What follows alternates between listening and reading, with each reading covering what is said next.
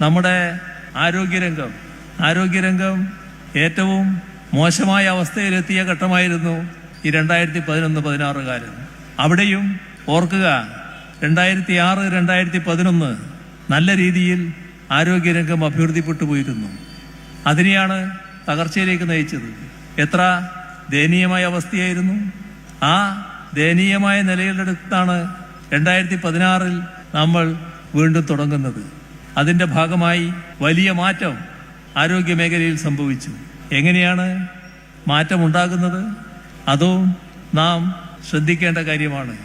ആ മാറ്റം വെറുതെ ഉണ്ടായതല്ല. ആർദ്രം മിഷനിലൂടെ നടത്തിയ പ്രവർത്തനമുണ്ട്. ആ പ്രവർത്തനത്തിലൂടെ വലിയ തോതിൽ ആരോഗ്യരംഗത്തിന്റെ കരുത്ത് വർദ്ധിച്ചു. നമ്മുടെ പ്രാഥമിക ആരോഗ്യ കേന്ദ്രങ്ങൾ കുടുംബാരോഗ്യ കേന്ദ്രങ്ങളായി. നമ്മുടെ താലൂക്ക് ആശുപത്രി മുതൽ മെഡിക്കൽ കോളേജ് ആശുപത്രി വരെ സൂപ്പർ സ്പെഷ്യാലിറ്റി സൗകര്യങ്ങളായി. ഇവിടെ മെഡിക്കൽ കോളേജുകൾക്ക് പ്രത്യേകമായ മാസ്റ്റർ പ്ലാനുകൾ രൂപം കൊണ്ടു. ആരോഗ്യരംഗത്തിന്റെ മികവ് കോവിഡ് മഹാമാരി വന്നപ്പോൾ നമ്മൾ കണ്ടു. കോവിഡ് മഹാമാരിയുടെ മുന്നിൽ ലോകത്തിലെ ഏറ്റവും സമ്പൽ സമൃദ്ധമെന്ന് പറയുന്ന രാഷ്ട്രങ്ങളടക്കം മുട്ടുകുത്തി വീണു. കോവിഡിന്റെ മൂർധന്യദശയിലും കോവിഡിന് കേരളത്തിന്റെ ആരോഗ്യ സൗകര്യങ്ങളെ മറികടന്നു പോകാനായില്ല.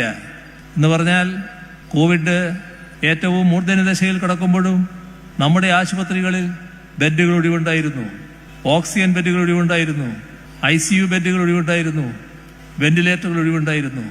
ഇതെല്ലാം നമ്മുടെ ജനങ്ങൾക്ക് ആരോഗ്യരംഗത്ത് കൂടുതൽ മെച്ചപ്പെട്ട സേവനം നൽകുന്നതിന് വേണ്ടി ഒരുക്കിയ കാര്യങ്ങളാണ്. കോവിഡ് വരുമെന്ന് കണ്ടുകൊണ്ട് ഒരുക്കിയതല്ല.